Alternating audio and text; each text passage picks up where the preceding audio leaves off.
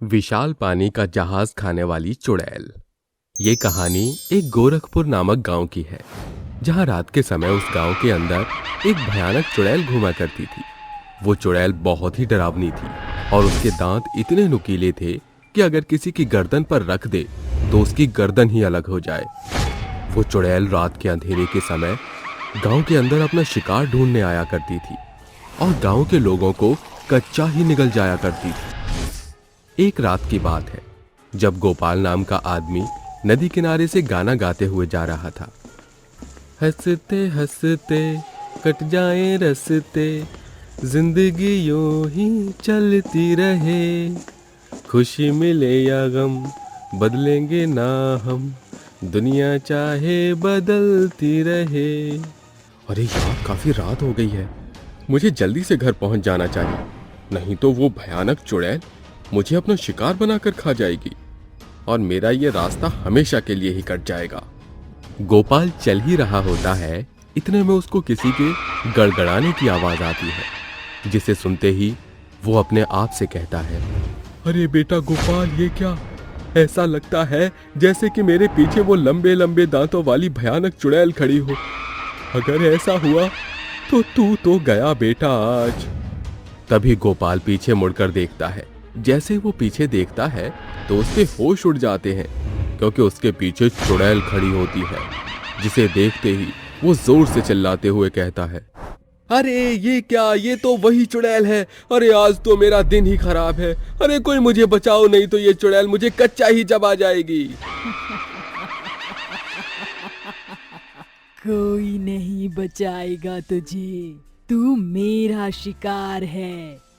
तू तो सीधा मेरे पेट में जाएगा और तुझे खाकर मैं अपनी भूख मिटाऊंगी। अरे भागो रे भागो, ये चुड़ैल तो मेरे पीछे ही पड़ गई। रुक, कहाँ जा रहा है मुझसे बचकर?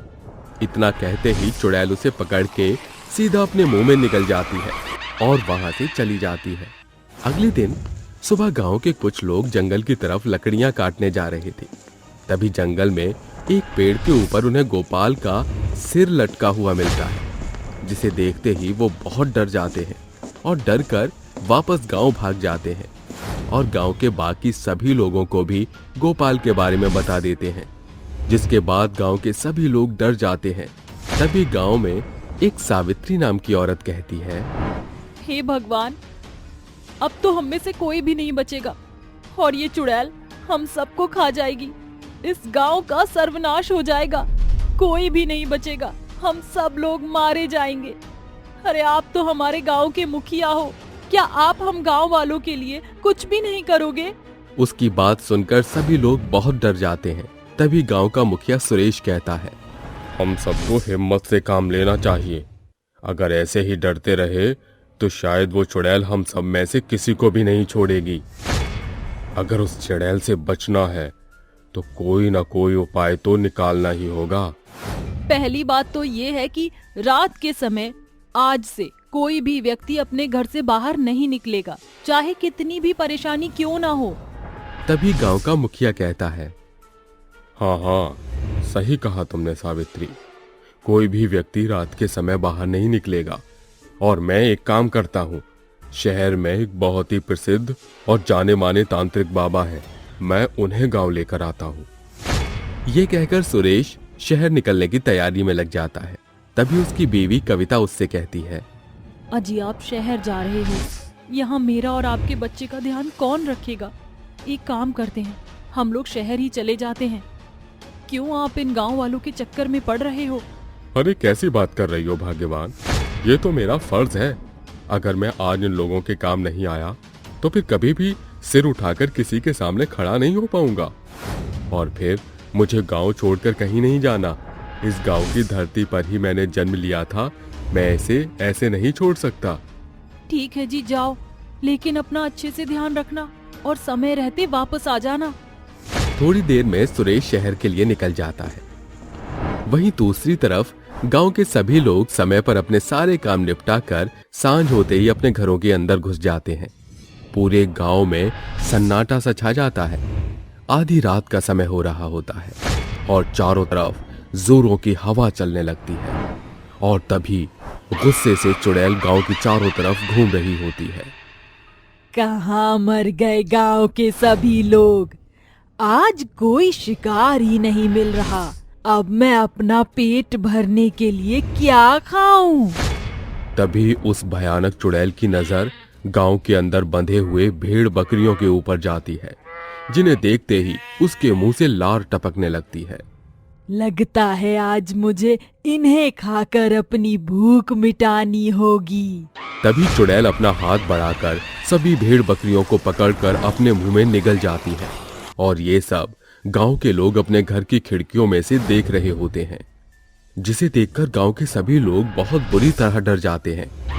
कुछ ही देर में चुड़ैल वहां से चली जाती है और अगले दिन सुबह गांव के सभी लोग गांव के मुखिया सुरेश का इंतजार कर रहे होते हैं, लेकिन सुरेश नहीं आया होता और सबको ये लगता है कि सुरेश उन सब से पीछा छुड़ाकर गांव से भाग गया है। तभी सावित्री कविता से कहती है, अरे ओ कविता, कहाँ जाकर मर गया तेरा पति सुरेश? अरे उसे तो हमारा साथ देना चाहिए था ना, कि मुंह छुपाकर गांव की परेशानी से भागना चाहिए था। कविता रोते हुए कहती है, क्या बताऊं जीजी, मैंने तो उन्हें रोका था, लेकिन उन्होंने तो मुझे और अपने बच्चे को भी छोड़ दिया। अरे बहन चुप हो जा, रोना बंद कर। अब कुछ नहीं हो सकता, हमें हिम्मत से काम लेना होगा। अभी सभी लोग मेरी बात को ध्यान से सुनो। आज रात हम सब लोग एक साथ एक ही घर में रहेंगे, नहीं तो वो चुड़ैल हमें नहीं छोड़ेगी। गांव का एक आदमी कहता है, एक काम करते हैं, आज हम सभी मेरे घर में रुक जाते हैं।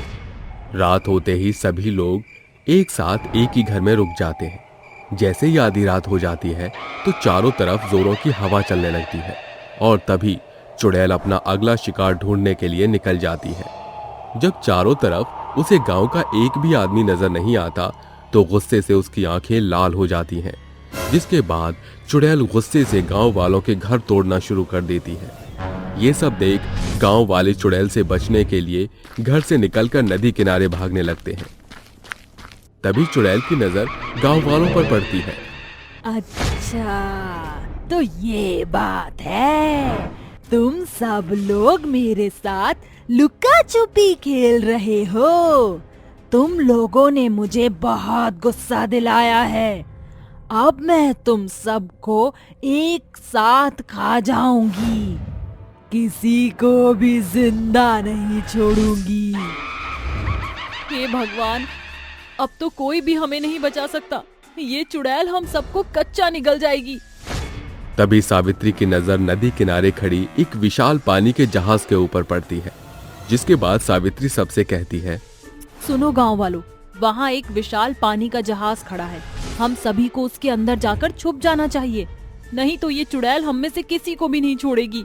सावित्री की बात सुनते ही सभी लोग पानी के जहाज में जाकर छुपने लगते हैं। तभी चुड़ैल कहती है,